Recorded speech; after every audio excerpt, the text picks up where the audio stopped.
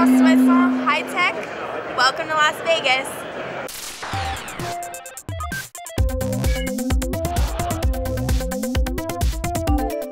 Bonjour à tous. Bonjour à tous. Salut Bonjour. Greg. Salut Anne. Salut Ben, salut Greg. Salut les geeks, salut les technologiphiles. On est toujours au CES 2012 à Las Vegas pour la quatrième et dernière édition quotidienne du 360 High Tech spécial. C'est aussi le troisième jour du salon. Oui, alors on est déjà un peu tous sur les rotules. Sur les genoux, voilà, parce que le jour on est sur le salon, la nuit on fait travaille, les montages, on écrit, rien. voilà. Donc c'est des grosses journées.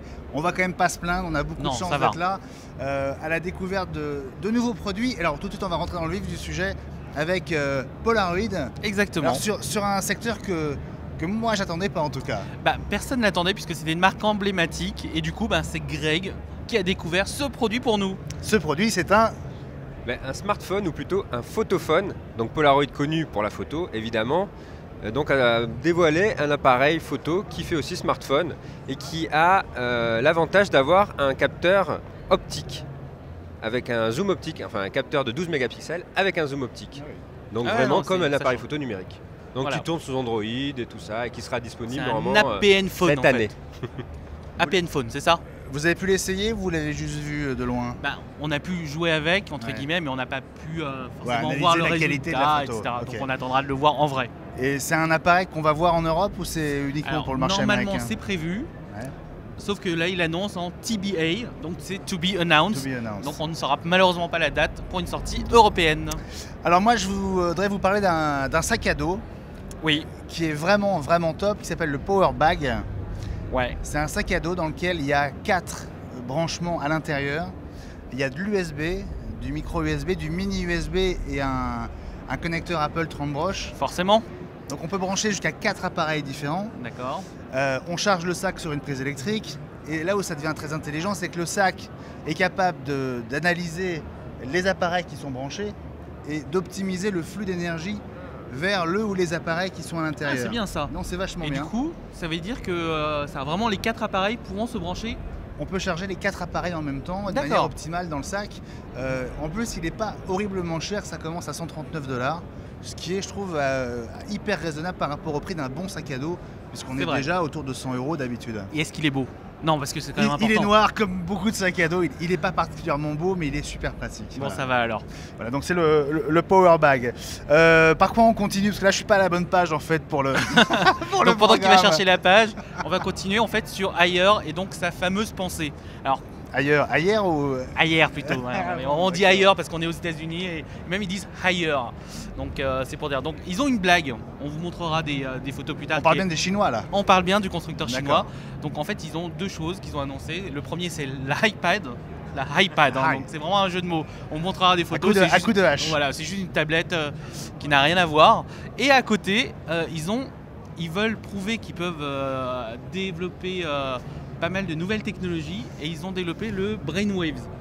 Et en fait, c'est le contrôle d'une TV ou autre par la pensée. Alors comment ça marche? Je vous vois quand même très dubitatif là. Alors comment ça marche? Avec Greg, on bout d'impatience là. Greg. Non, il faut le voir pour le croire en fait. Non, il faut le voir, mais on n'y croit toujours pas. Bref, en gros, c'est très simple. C'est un casque qui permet d'analyser les zones de ton cerveau, parce qu'on sait à peu près comment marche, où sont les zones, où sont les rires, les larmes, etc. Ça va analyser plus ou moins ces zones-là par des courants électriques et qui va transformer ça en signal pour votre TV. Voilà. Tu sais ce que ça me rappelle? Non, mais tu vas Firefox avec Clint Eastwood. Ah, dans son avion, tu sais, tu te souviens? Oui, mais ça ne nous rajeunit pas tout ça quand même, hein. C'est loin là quand même. Bon, la télé est moins chère, j'espère. L'avion de chasse. Exactement, j'espère quand même. Bon, allez, voilà pour la place. On va passer aux liseuses électroniques et à la technologie couleur, Anne, avec Qualcomm. Avec Qualcomm et sa technologie qu'on connaît depuis un certain temps, qui est le Mirasol. Alors comme vous savez, Kindle Kobo utilise actuellement des écrans e-ink avec 16 niveaux de grille. Okay, donc maintenant, c'est bien, mais voilà, c'est bien, mais la prochaine étape, c'est la couleur. Et donc la couleur arrive avec la technologie Mirasol et donc le deuxième e-reader qui sort en Chine, qui est le Bambook quelque chose, puisque c'est un truc chinois, donc ça s'appelle Bangbook. C'est déjà pas mal d'avoir le premier mot. Voilà, donc j'ai déjà ce premier mot, mais en gros voilà, vous allez voir sur les vidéos, on arrive maintenant à quelque chose de très honnête, et même des vidéos passent, etc. Donc la grosse différence par rapport à un iPad et tout ça, c'est qu'il n'y a pas de rétroéclairage, donc ça fait pas mal aux yeux, c'est super agréable pour la lecture. Et ça consomme pas beaucoup, j'imagine. Et ça consomme très peu. Peut-être un peu plus que le monochrome quand même. Évidemment plus que le monochrome, mais bien moins qu'une tablette normale. Greg, est-ce que le HP Spectre est pour toi? Serait-il pour toi le HP Spectre? À voir. Bon, est-ce que tu veux en parler au moins? Oui, en fait, le HP Spectre, bon, déjà c'est un ultrabook. Il est joueur aujourd'hui. Hein. C'est un ultrabook dont Intel fait la promo, et là sur le salon on en a vu des tonnes, hein, vraiment c'est assez impressionnant. Et donc il se différencie des autres par son prix, parce que c'est un ultrabook haut de gamme à 1400 $, enfin à partir de 1400 $. Ah ouais. C'est un 14 pouces et il est tout en vert. Ah. Donc Pas c'est la couleur verte. non, pas la couleur. Le design est 70-80% en vert. C'est vraiment du verre ou c'est du plexiglas? Mais non, c'est du verre, le fameux Gorilla Glass. Le fameux, en version 2. Incassable. Ah ça je sais pas s'il est en version 2. Faudrait Mais vérifier. donc voilà, il est en verre et en alu aussi, donc un petit peu lourd du coup pour un ultrabook, 1,8 kg. 1,8 kg. Ouais. Le prix, ça me fait penser à la nouvelle gamme Samsung, hein, on est dans les mêmes eaux. Hein. Oui, Hein? sauf que chez Samsung, il y a quand même un prix de départ. Oui. Voilà, tandis que là, le HP Spectre, son prix de départ, c'est justement le haut de ça. gamme de chez Samsung. Alors c'est un peu... Mais c'est quoi l'intérêt d'avoir un ultrabook en verre? ça claque. Voilà, c'est Ah, ça. d'accord. Voilà. Hein? Mais du coup, c'est super lourd si ça. Ah si oui, c'est en verre, ouais, hein. c'est lourd, ouais. Et Intel est d'accord pour que un ultrabook soit super lourd. Bah, je sais pas, hein. Donc après ultra, on peut dire ultra poids, et pas ultra léger justement, donc c'est ultra lourd, book, hein. Donc voilà. Bon, et puis chez Lenovo, il y a un hybride qui vous a intéressé, les amis. Oui, en fait, c'est le X1 hybride, tout simplement. Alors, en fait, c'est juste un ultrabook. Alors, ultrabook, non, c'est un ultra portable. Alors, il faut vraiment faire la différence. Hein. Ouais. Parce que ultra portable, c'est en gros, c'est comme un ultrabook, sauf qu'il y a un peu plus de puissance graphique. Donc, c'est vraiment la gamme professionnelle de chez Lenovo ThinkPad. Et le X1 a l'avantage d'être hybride dans le sens où ils intègrent un OS qui peut se lancer en plus de Windows quand tu veux. C'est-à-dire que c'est sous Android 2.3 je crois, Gingerbread. Et donc tu cliques sur un bouton, ça lance Android pour pouvoir lancer tes vidéos, chercher tes trucs, pour vraiment consommer beaucoup moins d'énergie et économiser de la batterie, tout simplement. C'est un double boot. Non, justement, c'est parce que tu peux lancer Android à partir de Windows. Ah, c'est-à-dire que tu es en train de d'accord, travailler sur Windows, tu sais que tu ne travailles plus sur Windows, et là tu as juste envie de voir des films, des photos, des trucs, tu lances ton truc et tu as tout en interface Android. Tout Très simplement. bien, donc ça c'est le Lenovo X1. X1 hybride. Et ça arrive aussi en France, il y a des chances? Oui, ou alors, c'est TBA, to be non, announced, ça arrive en France, c'est prévu pour S1, donc semestre 1. Sauf que on parle de Lenovo quand même. Donc Lenovo, sont quand même une des rares marques championnes d'annonces. Ouais, et d'annonces. pas mal d'innovation aussi. Voilà, ouais. mais pas de disponibilité, malheureusement. Bon, moi je vous emmène pour ce dernier numéro de la semaine et de ce CES 2012, un peu en coulisses. Oui. Un endroit que vous connaissez bien, c'est la salle de presse. Ah. C'est tout bête, mais c'est juste pour vous montrer. Je vais pas dire dans quelles conditions on travaille. Si, tu peux. Hein, on peut dire ça quand on même. peut dire ça quand d'accord, même. ok. Mais voilà, il faut savoir qu'il y a à peu près 3500 journalistes qui couvrent le CES et que la salle de presse, c'est un endroit qui n'est pas très grand, dans lequel chaque coin de canapé est pris et d'assaut. chaque bout de mur même est pris d'assaut. Voilà, ça fait aussi partie du folklore du CES. Tout à fait. On galère pour se connecter, on galère pour trouver des endroits calmes pour se poser, pour écrire. La salle de presse, c'est un peu le point de ralliement, mais voilà, il faudrait presque un terrain de football pour qu'on soit tous à l'aise. Sachant que le CES fait 40 terrains de football, ouais, un terrain de Il en football, faudrait un pour nous, un pour nous. Très modestement. Et quand on parle de connexion internet, il faut savoir que c'est la même chose en dehors du CES. C'est-à-dire que même à nos hôtels respectifs, on galère pas mal pour vous uploader ces vidéos. Hein, donc on fait comme on peut. Hein, on traverse même la ville on en traverse pleine souvent nuit la ville d'ailleurs pour trouver des hôtels sur une bonne ligne. Et juste pour vous illustrer un peu, on regarde juste derrière nous. Donc là vous pouvez voir quand même le monde qu'il y a. C'est une sorte de fourmilière géante et on y retourne dans 5-10 minutes. Voilà. Avant de se quitter, je voudrais quand même qu'on fasse un petit bilan tous les trois de ce CES 2012. Vous avez de la bouteille, les amis, on en a tous fait plusieurs. On a bien bu hier, ouais. Par rapport aux éditions